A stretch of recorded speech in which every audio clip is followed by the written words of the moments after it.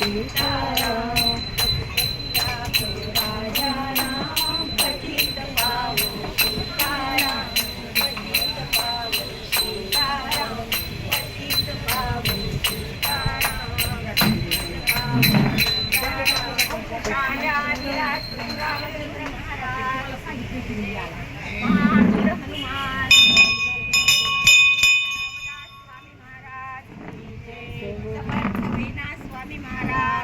जय हो संतन की जय हो माता की जय हो भारत माता की जय हो जय जय रघुवीर राम राम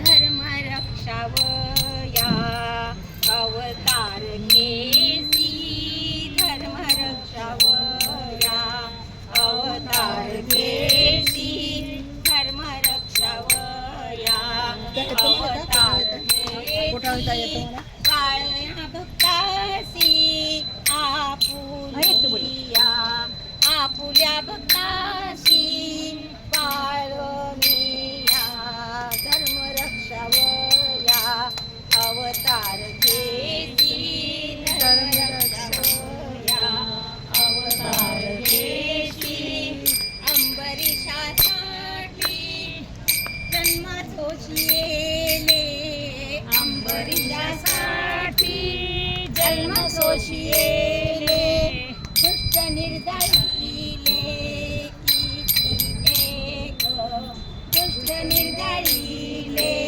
किती एक धर्म रक्षावया अवतार घेसी धर्म रक्षावया अवतार घेसी धन्य म्हणती तुझ कृपा सिंधू धन्य म्हणती तुझ कृपा सिंधू आपुल्या विदासी साज भरी आपुल्या विदासी साज भरी धर्म रक्षावया अवतार घेसी धर्म रक्षावया अवतार घेसी तुका म्हणे तुझ वदती पुराणे तुका म्हणे तुझ वदती पुराणे होय नारायण हे कृपा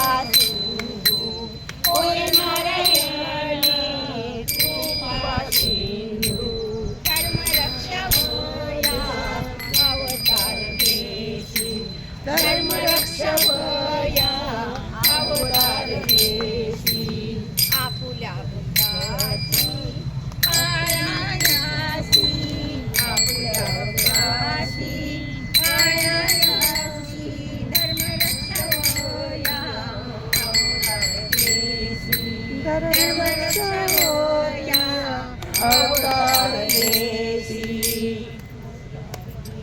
आपदामहत्तारं दातारं सर्वसंपदां लोकाभिरामं श्रीरामं भूयो भूयो नमाम्यहं तुम्ही श्रोते जगदीश मूर्ती तेथे माझी व्युत्पत्ती किती बुद्धिहीन अल्पमती सलगी करीते व्युत्पत्ती नाही बुद्धी नाही चातुर्य नाही प्रबंध नाही ज्ञान भक्ती वैराग्य नाही कौलता नाही वचनाची ऐसा माझा वाक्विलास म्हणून बोलिते सावकाश भावाचा मुक्ता जगदीश म्हणून अनेन प्रियताम देवो भगवान जानकीपती श्रीरामचंद्र पूर्वेशाम अस्माकं कुलदैवतं श्रोता वक्ता श्रीराम समर्थ श्रीराम समर्थ श्रीराम समर्थ जय जय रघुवीर समर्थ प्रभू रामचंद्र महारुद्र हनुमान समर्थ रामदास स्वामी महाराज संत वेना स्वामी महाराज ज्या ठिकाणी ही सेवा चालू आहे तेथील अधिष्ठित देवी देवता आपण समस्त श्रोते वर्ग यांच्या अर्धहस्त परमात्म्याला भावपूर्वक वंदन करून आजच्या कीर्तन सेवेसाठी आपण आरंभ करूया. आजच्या कीर्तन सेवेसाठी आपण जो अभंग घेतला आहे तो संत तुकाराम महाराजांचा. संत तुकाराम महाराज कसे होते, संत शिरोमणी असं त्यांना म्हटलं जात होतं, संतांचा मुकुटमणी अशी ही पदवी त्यांना दिली जात होती. असे हे संत काय म्हणायचे, पांडुरंग मानी पांडुरंग ध्यानी, पांडुरंग मानी पांडुरंग ध्यानी, पांडुरंग मानी पांडुरंग ध्यानी, जागृती स्वप्नी जागृती स्वप्नी असे पांडुरंग, जागृती स्वप्नी पांडुरंग, पांडुरंग ध्यानी पांडुरंग मानी, पांडुरंग ध्यानी पांडुरंग मानी. बघा, ध्यानी मनी सतत पांडुरंग, पांडुरंगाशिवाय दुसरं काही नाही. असे सतत पांडुरंगाच्या नामस्मरणामध्ये दंग झालेले असे हे संत तुकाराम महाराज. जागेपणी फक्त पांडुरंगाच्या नामात ते आहेत का? ध्यानात मनात तर पांडुरंग आहेच आहे, पण तो कसा आहे? जागेपणी आहे, स्वप्नात देखील आहे. म्हणजे तो आपण झोपलेले असताना सुद्धा स्वप्न पडतात, म्हणून झोपलेले असताना सुद्धा स्वप्नात सुद्धा त्यांच्या पांडुरंग आहे. जागेपणी तर आहेच आहे. असा सतत ध्यानी मनी पांडुरंग आणि पांडुरंगाच्या ध्यानामध्ये रंगलेले हे जे आहेत, हरी कीर्तनात दंग झालेले असे संत तुकाराम महाराज आपल्यासारख्या सामान्य माणसाला काय सांगतात की आपण काय करावं, तर असं हरी कीर्तनामध्ये आपण दंग राहू. म्हणून ते काय म्हणतात, यारे यारे सान थोर, यारे यारे सान थोर, जाती भावे नाही नारी नर. म्हणजे भक्तिभावामध्ये या, हरिकीर्तनामध्ये या, सगळेजण या, लहान असो मोठे असो, श्रीमंत असो गरीब असो, सगळ्यांनी या कीर्तनामध्ये, हरिकीर्तनामध्ये, संकीर्तनामध्ये, भजनामध्ये रंगून जा. कशासाठी? तर हे करत असताना, या हरिकीर्तनामध्ये दंग होत असताना आपल्याला कोणत्याही प्रकारचा भेदभाव केला जात नाही. भगवंत कोणत्याही प्रकारचा भेदभाव करत नाही. अशा ठिकाणी आपण सगळ्यांनी काय व्हायचे, हरिकीर्तनामध्ये दंग व्हायचे. बघा, सध्याचा जो आजचा महिना आहे, 2च दिवसासाठी राहिलेला आहे आपल्याला, जो पुरुषोत्तम मास म्हणून ओळखला जातो. आणि या पुरुषोत्तम मासामध्ये एकदा तरी ओम नमो भगवते वासुदेवाय एकदा तरी म्हणा. झोपताना म्हणा, उठल्याबरोबर म्हणा. कधी तुम्हाला दिवसातून एकदा जर म्हटलात तुम्ही, तर तुम्हाला कोटी कोटी पुण्य लागणार, कोटी कोटी जन्माचं पुण्य लागणार आहे. आतापर्यंत केलेले सगळे कुठले पाप असतील ते सगळे धुवून जाणार आहे. परंतु इतकं साधं सोपं, हे लाखवर मूल्य द्यावं लागत नाही, कोटी रुपये खर्च करावे लागत नाहीत, कुठेही जावं लागत नाही, कष्ट करावे लागत नाहीत. रामदास स्वामी म्हणतात, काळ नाही वेळ नाही, याला कोणत्याही काळी घ्या. अहो येता जाता उठत बसता कार्य करता. त्यांनी काय सांगितलंय, कसं नाम घ्यायला सांगितलंय आपल्याला, केव्हाही घ्या.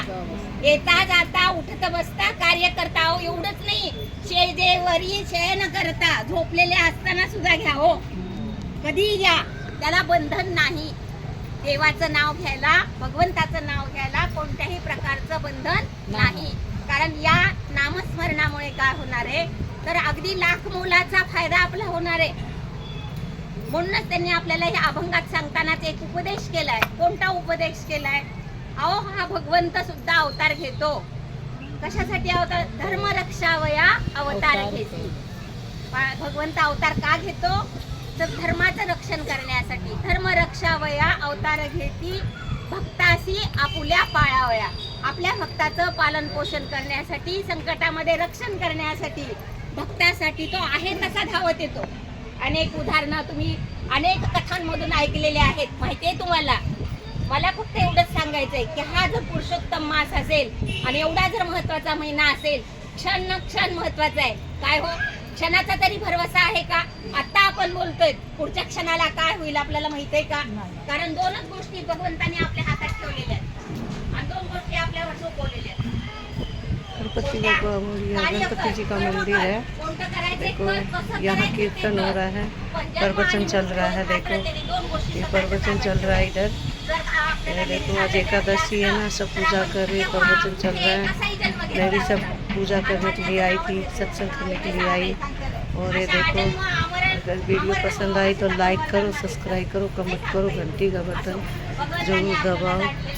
अगर